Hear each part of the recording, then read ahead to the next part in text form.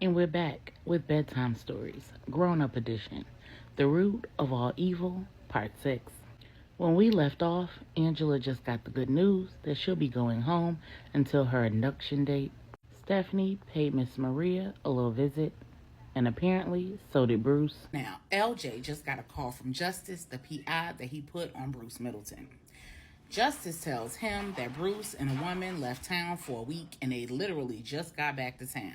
According to Marcus, Bruce went to handle some firm business at the Denver branch and took his wife with him on the trip. Neither LJ nor Justice believe that it was Bruce's wife on that private plane with him. They don't even believe that the woman he left North Carolina with is the same woman that he came back to North Carolina with.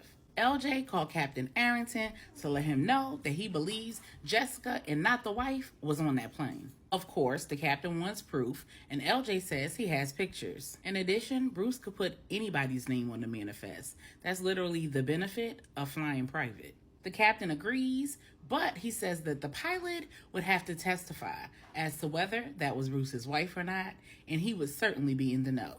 So the captain agrees to send detectives to question Bruce, the wife, and the pilot. Meanwhile, in Denver, Pastor Stephen, Pastor Tanya's husband, comes to the hospital to visit Angela.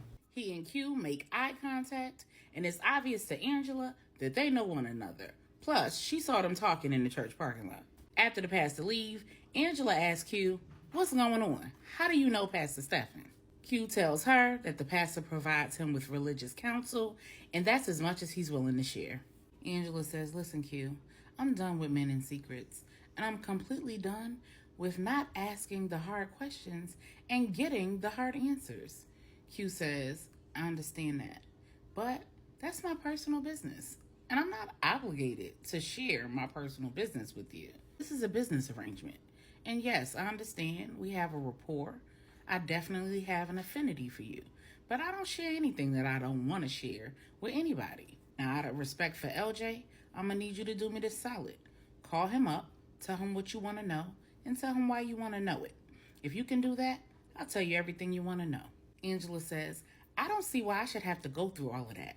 That's the same thing Regina said, and that doesn't make any sense to me. I'm asking you a straight question, and you should be able to give me a straight answer. And if that's too much to ask, you can leave." At that moment, Regina walks in.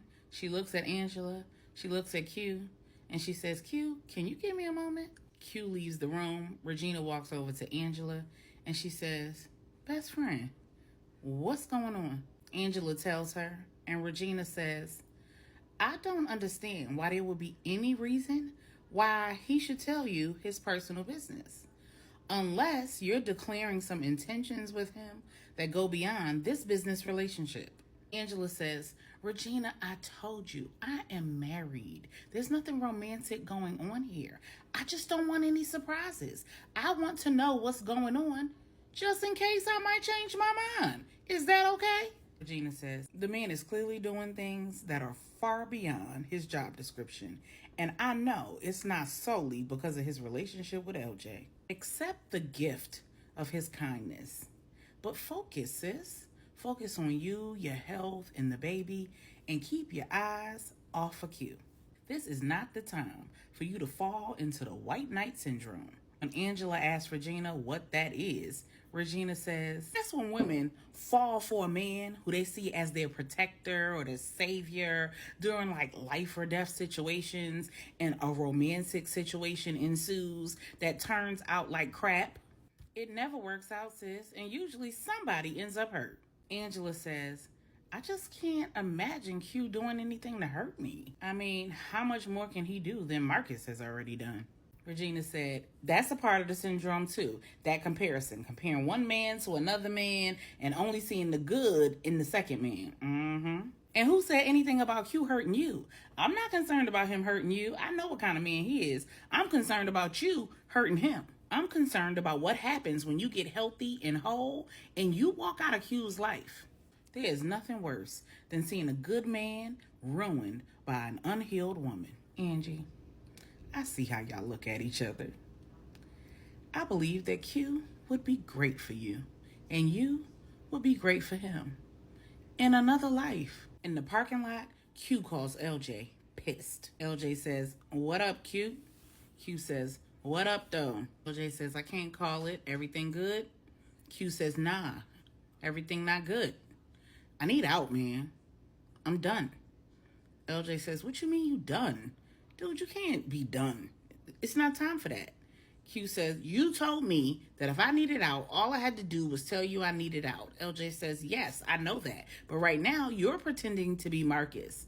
We need Marcus there to make decisions for Angela if she's unable to make them. And you're Marcus right now. So no, you can't get out. Whatever it is, suck it up, handle it, and go to a meeting.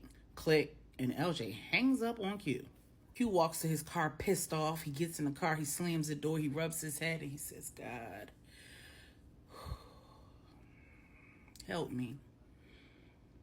Help me to change the things that I can change, accept the things that I can't, and give me the wisdom to know the difference. Shortly thereafter, Q pulls up to the house. He informs security that they should be expecting medical supplies and staff to arrive. He provides them with the names of all of the medical staff that'll be working in the house and provides them with their schedules. And then he stays at the house to meet the medical supply company and the nurse manager. He helps them get the room all set up downstairs so that Angie doesn't have to go up and down the stairs. He learns what to expect the following day. And when everything is settled, he goes ahead and takes Bentley out. And then he calls India, the housekeeper. He informs her that Jeffrey, the attorney, was able to secure a medical team to be with Angela 24/7 in rotating shifts around the clock at home, and that the hospitals agreed to discharge her with instructions to remain on bed rest, take her meds, stick to a strict, healthy diet, and stay hydrated. He asked her if she could be at the house early in the morning to make sure that everything is ready for Mrs. Washington's return. And when she hangs up, a masked woman is holding a gun to her head. And she says, you didn't tell me that is pregnant. One more omission from you, and I'm going to kill her. And then she points the gun at India's 8-year-old daughter, who she has tied up.